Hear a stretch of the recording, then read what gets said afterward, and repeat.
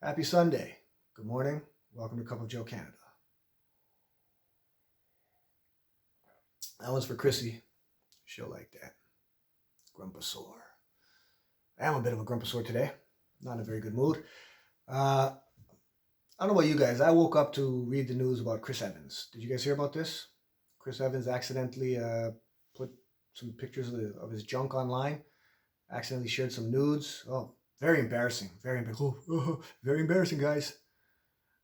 Everyone's having a good laugh. Everyone finds it kind of funny. I don't find it funny at all. Not a lick. Look, this is Captain America, right? Lots of young fans, lots of kids look up to him. Oops, accidentally flashed the world, guys. Oops, accidentally put myself naked on the internet, guys. Oh, it's so embarrassing. Oh, as a giant celebrity with oodles of fans, this is so embarrassing. No, it's not funny or any of that. This is a grown man who put his junk online for all of his fans to see. Now, Mark Ruffalo chimed in because Mark Ruffalo, in all his infinite wisdom, he wanted to defend his friend. You know, you don't want your friend to feel too bad about what he's done. He said, bro, you can't feel bad about anything. You can't be embarrassed about anything while Donald Trump is president, bro. Silver lining, bro. Now, I want you guys to actually think about the seriousness of this tweet, right? Not the jokey manner of it. Seriously, there is a mentality of people that as long as you hate Donald Trump or you're against Donald Trump, nothing you can do is bad. And if you did do anything bad, we wouldn't want to tell anyone because we need you to be on our side against him. So yeah, you shared pictures of your junk. Maybe kids saw it. No big deal. You still hate Trump, right? Bro, we're good. This is nonsense, guys. I like the Avengers movies. This is nonsense, right? What else is in the news? Kamala Harris wears Chucks. Did you hear this? Now, I got to be honest.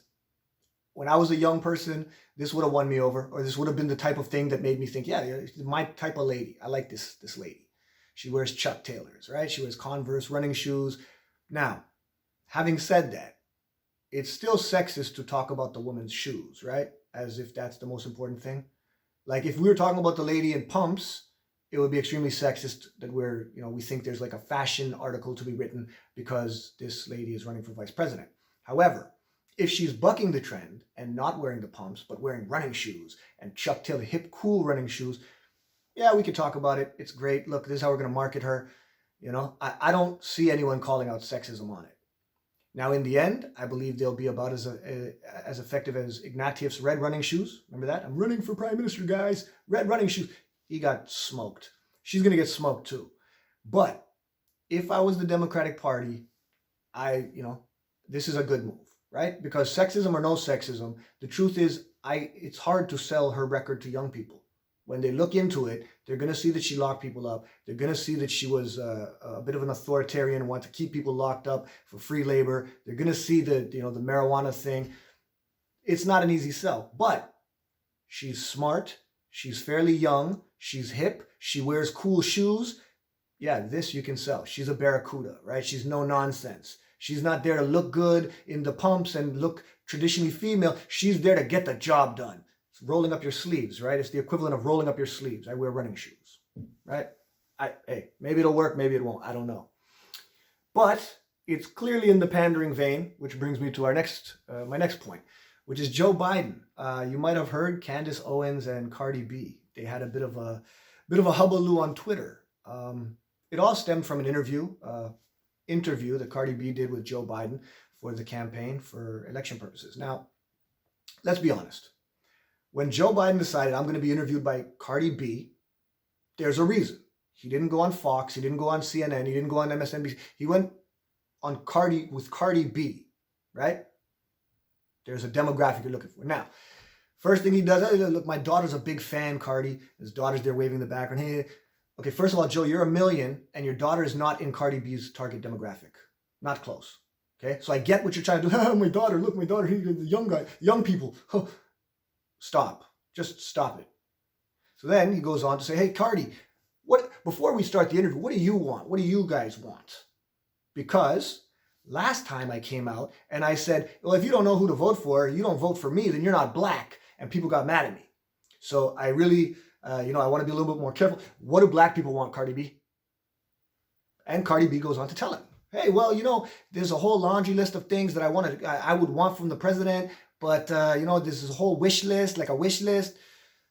But the number one thing is get rid of Donald Trump. We got to get rid of Donald Trump. Donald Trump, he's so bad. He's terrible. I don't like him. He's got to go. This is an interview, right? To educate kids on Joe Biden and Joe Biden's policies. No, this is a 15-minute endorsement by Cardi B, who just told a bunch of young people, we got a wish list like it's freaking Christmas. If we elect Joe Biden, it's like Christmas. And the most important issue of politics is Donald Trump. Get him out. We don't like Donald Trump. What? Okay, I believe people see through this type of nonsense, but who knows? Maybe they don't. I don't know. Let's move on to Canada, sort of, because nothing is simply Canadian anymore. Montreal, Quebec, they had a anti-mask protest. Now, the headline I read said the anti-mask protest is fueled by American conspiracy theories. And I'm kind of confused because the virus doesn't have an origin or a citizenship, but conspiracy theories do. Like conspiracy theories are American. It's an American thing, right? The people of Quebec, they don't have their own minds. They don't take in information. They're too stupid to like weed through what's good and what's bad. They're just mindless lemmings that follow American conspiracy theories. So we need to stop American conspiracy theories from spreading.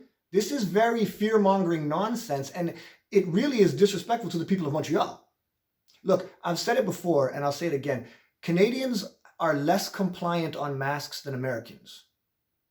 So we have to stop spreading this stupid narrative that we're doing better because we're more compliant on masks and because our prime minister wears a mask and Donald Trump doesn't wear a mask. This is not true, guys. The people in America that don't like masks, they're louder. They're more, they get more airtime, but there's more of them in Canada. There's a lot of people in Canada that don't like masks, that have their reasons, and you're not doing your job when you chalk those reasons up to, well, they heard it from the internet and American conspiracy theories are infiltrating our nice little proper Canada. It's nonsense, guys. We know it's nonsense. You know it's nonsense. I mean, just stop. Just stop altogether. What else do we got? Finally, we're getting some sort of partisan bickering going on. America's all about partisan bickering. Canada, we've been handling it pretty well through the coronavirus, but now that is sort of settling down a little and people are running out of things to report, we have some fighting. So Doug Ford, he was on the news and he was talking about how there's been so many people caught breaking the quarantine rules or quarantine suggestions, I guess, and they're not being charged. So he's saying, why aren't the federal police laying charges? The federal government should be pressing charges, should be finding these people. You're finding them and you're not charging them. This is terrible. We need to enforce this. To wit, the response comes from the federal minister. Well, the Ontario police have just as much authority to charge as we do, and they can charge. They're working with us, and they can charge. You can charge. Why doesn't your government charge? What you're hearing here is a bunch of people that just want to pass the buck and don't want to do what's necessary. Right? They tell you that it's super serious, but we're not going to actually enforce anything. And we definitely don't want to be seen as authoritarian and taking away your rights just for people's safety, although we say it is for people's safety. Right? This is very hard for people to understand, for people to believe that you guys are serious. Like we have people flying, taking vacations in hotspots and bringing back the COVID. And then we wag our finger at someone because they had a backyard party in Brampton. Right? So what's serious and what's not? Well, it's really difficult for average people to understand why the inconsistencies, right? But there's a lot of them, tons of inconsistencies. Also, I'd just like to say, why isn't all of the governments, all levels, why aren't they working on the rapid testing? Just get that thing done and get it approved. I've been hearing about this rapid test since April. Oh, we were developing a rapid test. These guys are developing a rapid test. There's like a handful of them that are available, but none of them have been approved by Health Canada or whatever. We're going back to school. We need to know real time, like are people, do they have it or they don't have it? So ASAP, rapid testing, 10-minute, 15-minute results within an hour at least. We need that to get done, like as soon as possible. That would be where I would be looking. What else is in the news? I got one for you. How about the Oscars? Oscars have their diversity news now, right? Their diversity criteria. They're gonna be box checking for the best picture. I hate box checking. I can't stand it. It's not what they say it is, right? Like, okay, so for example, here we go. We had Oscar so white, right? There's not enough diversity in the movies. Oscar so white. So now this is kind of like an answer. 5 years later, this is like an answer. We have to check boxes so that we can make sure we have diversity. So what do? We make an underrepresented category, right? Nothing to do now specifically with white people and non-white people, or specifically black people. Now we just have an underrepresented category. So that's women, that's people of color, that's disabled people, that's LGBT people. It's a whole plethora. Okay, I'm gonna let you know a little secret. This is how bigotry works, right? It's intersectionality, right? Okay, so we need to get this underrepresented category represented. Okay, so white women are underrepresented, and white disabled people are underrepresented, and white LGBT people are underrepresented. Do you see what's going on here? Do you see how it works? Your check boxes doesn't get you anywhere. Also, I'd like to point out, it's not just the best picture that is Hollywood, right? So just best picture, you have to have the criteria. The vast majority of movies which will never ever be considered for best picture can continue to do the same discriminatory nonsense they were doing before then, right? They can continue to hire who they want, have their friends, have no diversity. It doesn't matter. It's all about money. And they'll recycle the money through the people that they want because it's all arbitrary. Because this is not where we should be looking for a moral compass in Hollywood. See first part of the video, right? Okay. Yeah, I guess, you know what? I want to close out on a box checking story. And it's a story about Hal Johnson.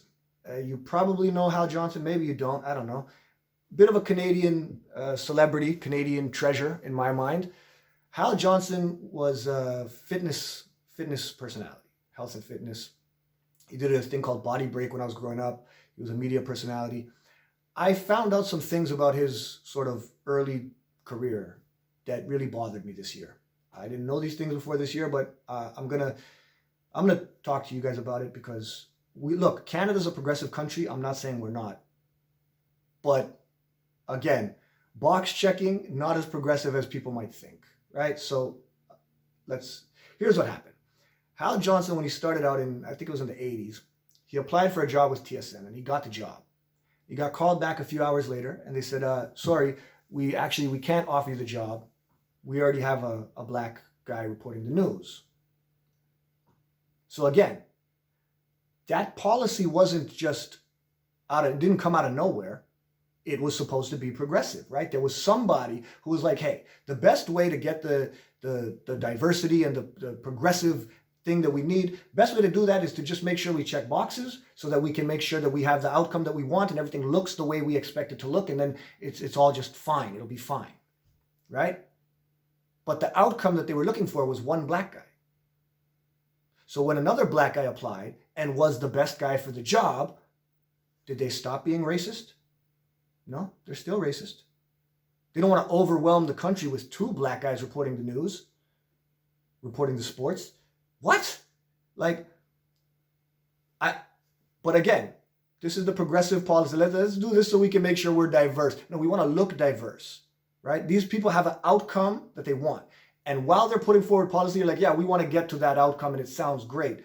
Okay, the road to that outcome, they don't care how crappy it is. And the people's lives along that road, they're just as crappy as the people's lives along the road to the other outcome, right? Because that's all they're looking for is what's the outcome?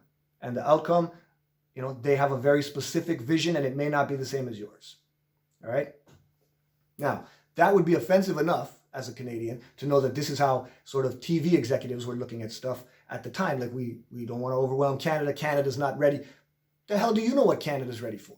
Which brings me to my next story. Actually, the Body Break show. I don't know if you guys know, but it was him and his wife, Hal Johnson, Joanne McLeod. They would go out there doing activities and living an active lifestyle. And I'll be honest, as a kid, I just thought really, adults exercise? Like, my parents don't exercise. That's what I thought they were trying to press. Like, grown-ups should be more fit, right? Keep fit, have fun, be healthy, and all that stuff.